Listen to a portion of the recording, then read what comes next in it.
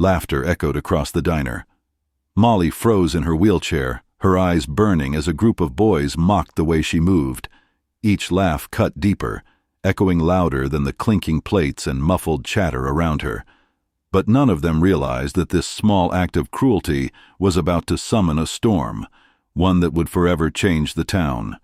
What happened next is something this town, and those boys, would never forget.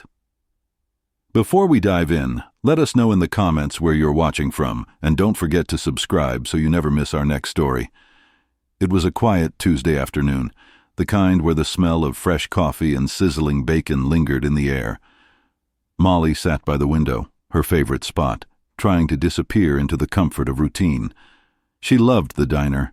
It reminded her of how life used to feel before the diagnosis, before she had to trade running in the park for wheels that squeaked on tiled floors.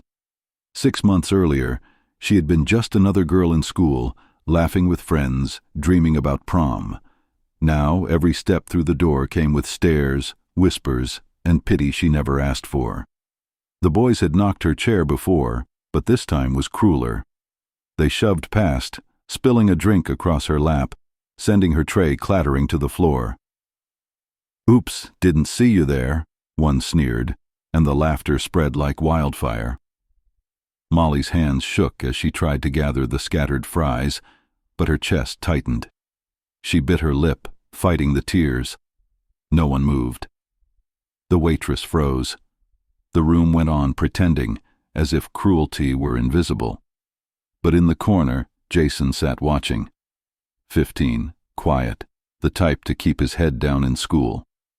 He had always noticed Molly, the way she never complained, the way she forced a smile even when the world felt cruel.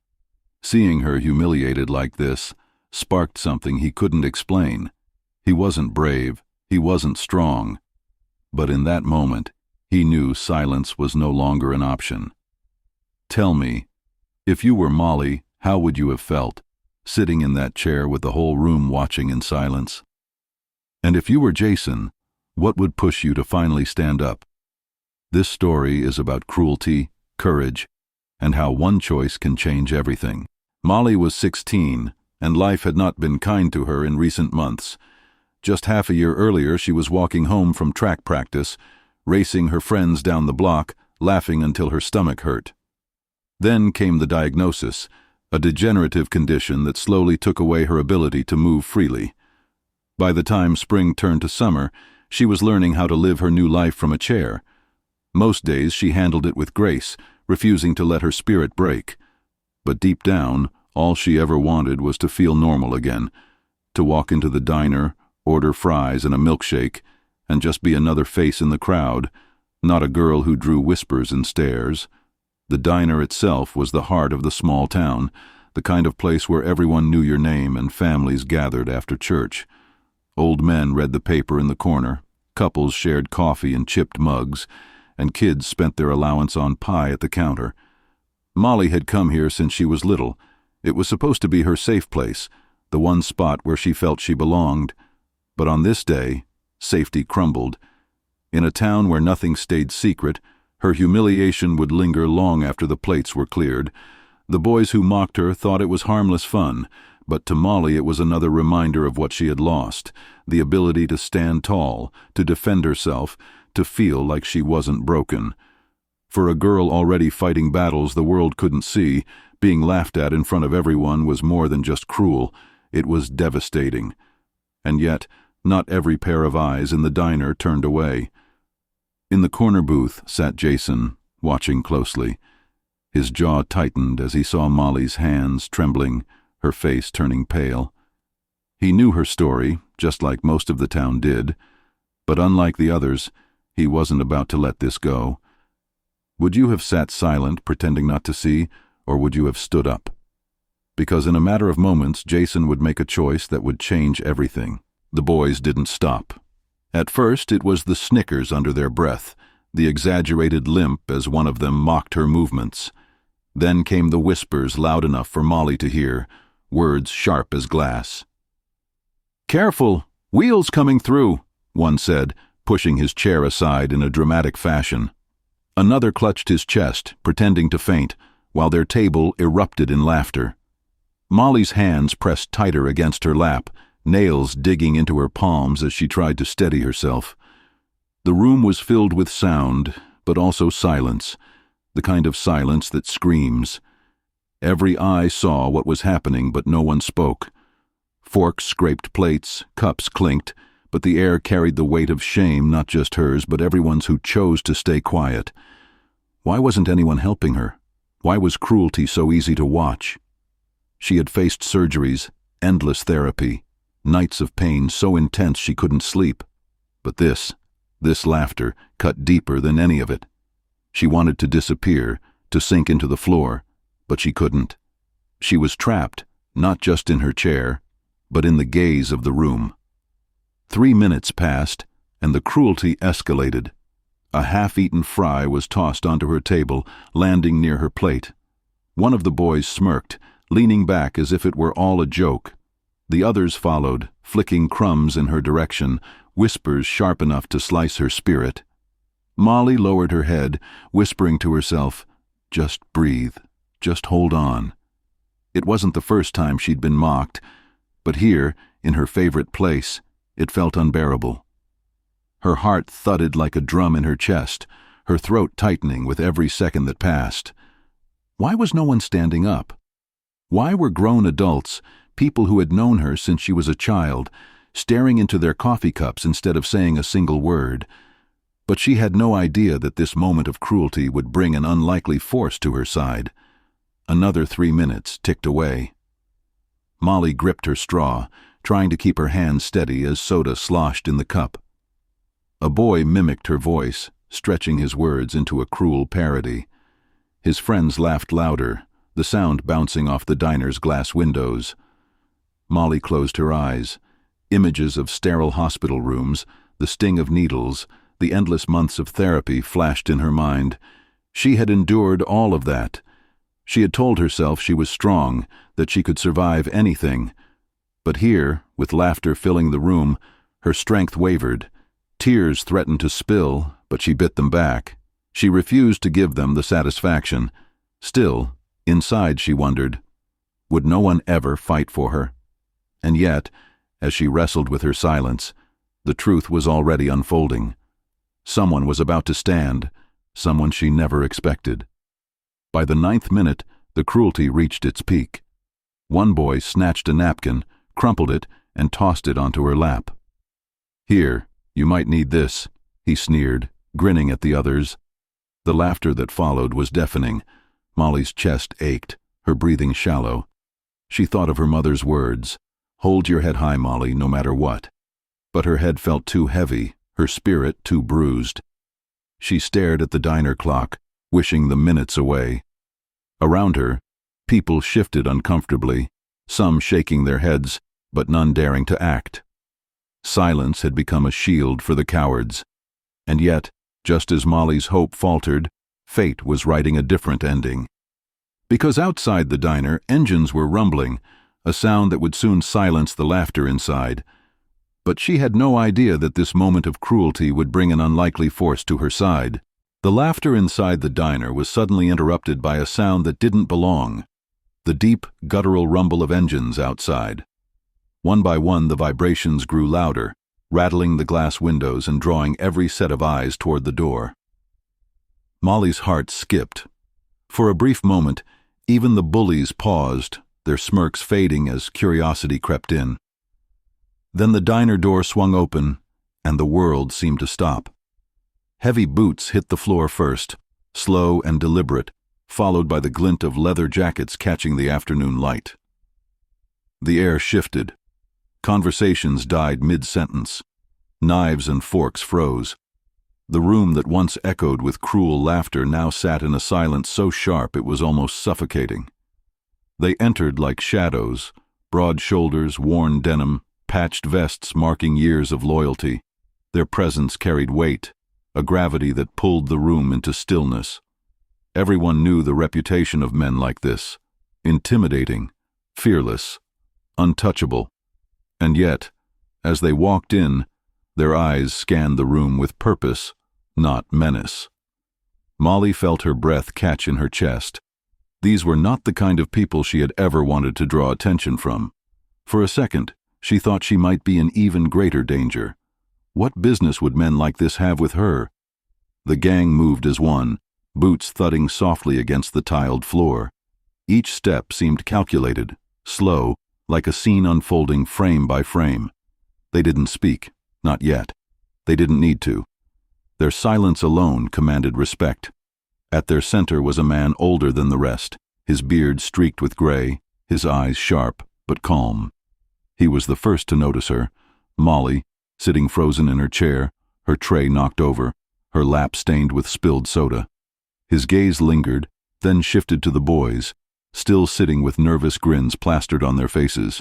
The tension was unbearable. Molly's thoughts raced. Would they laugh at her too? Would they make it worse? Her fingers gripped the armrests of her chair until her knuckles turned white.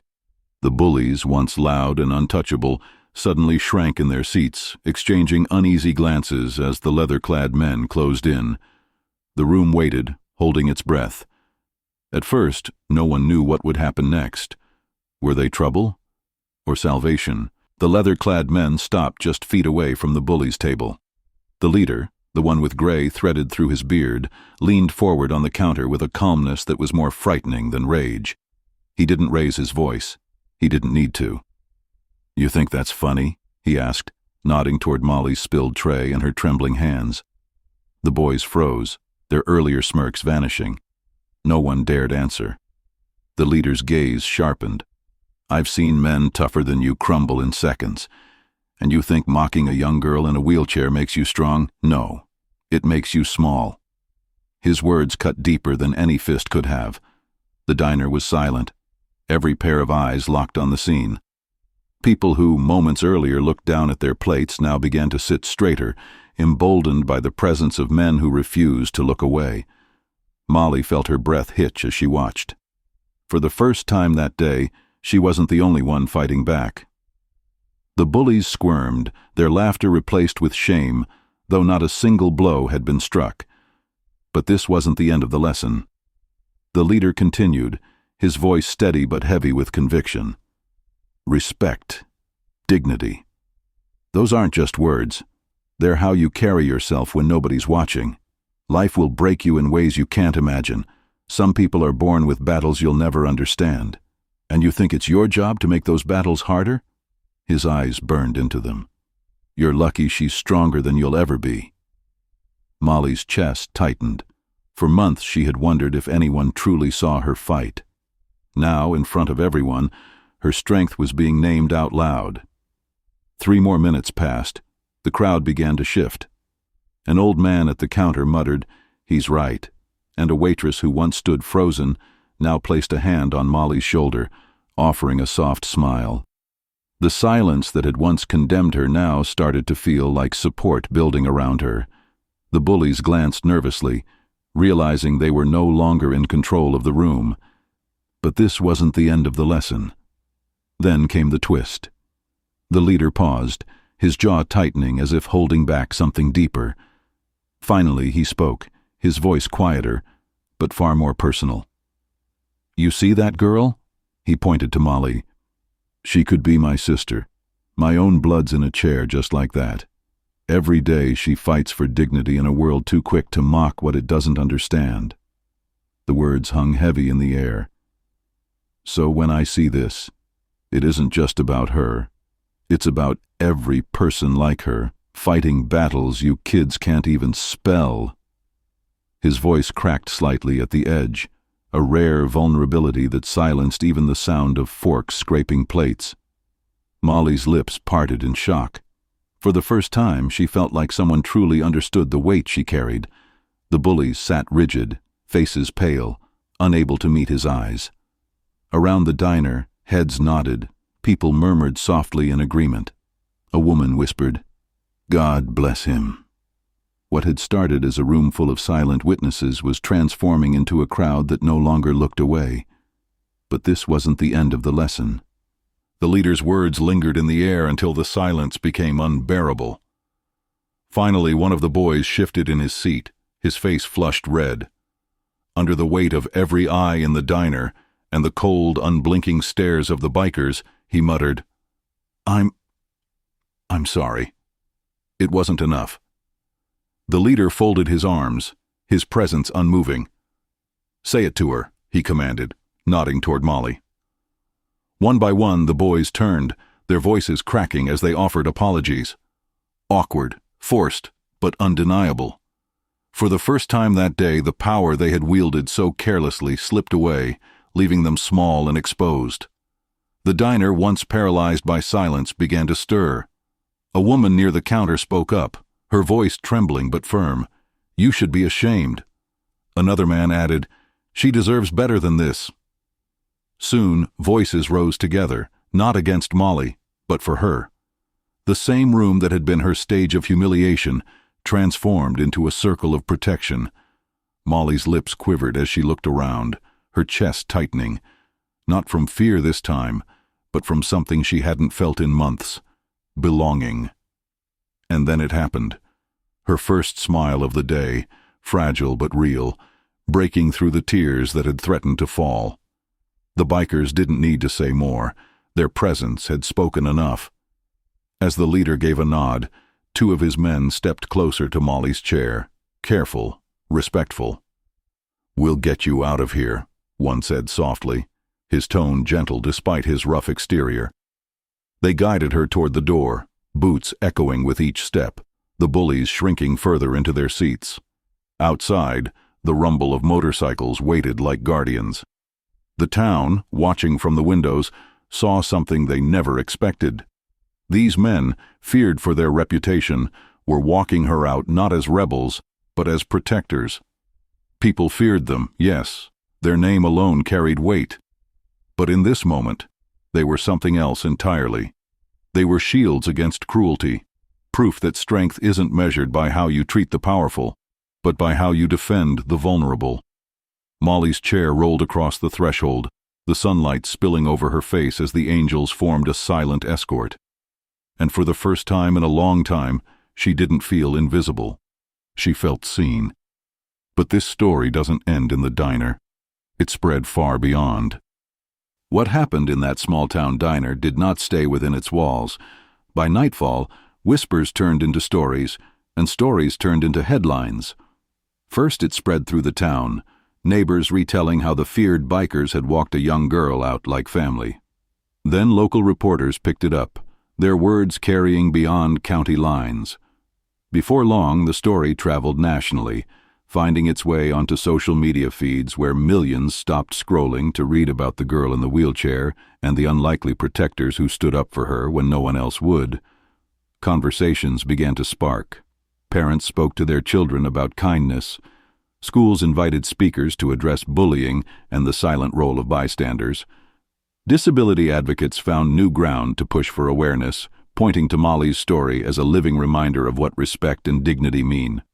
And everywhere, people began to ask themselves a hard question: would I have stood up, or would I have stayed silent that day? In interviews and letters that followed, Molly's own words carried the deepest weight. "That day," she said softly, "was the first time I felt truly seen. Not for my chair, not for my condition, but for me." Those words struck hearts across the nation, reminding everyone that behind every struggle lies a person longing for the same simple dignity we all crave. In the weeks that followed, Molly carried herself differently. The chair was still there, the daily challenges remained, but something within her had shifted. She no longer wheeled into rooms bracing for whispers. She entered knowing she had been defended, that her dignity had been restored in front of those who once looked away. For the first time since her diagnosis, she felt more than just strong. She felt confident. She had seen with her own eyes that kindness and courage can come from the most unexpected places, and that she was worth standing up for. The town, too, changed. Conversations lingered long after the plates were cleared from that diner. Parents told their kids, "Do better, be better." People who once sat silent promised themselves they would never stay quiet again. And as for the bikers, their reputation took on a new layer. Yes, people still feared them, but now there was respect mingled with that fear. Because sometimes heroes don't wear badges or capes. Sometimes they ride Harleys. That day the laughter of cruelty was drowned out by the silence of shame and the roar of justice. What do you think? Did the Hells Angels do the right thing? Would you have stepped in? Let us know in the comments. We'd love to hear your thoughts.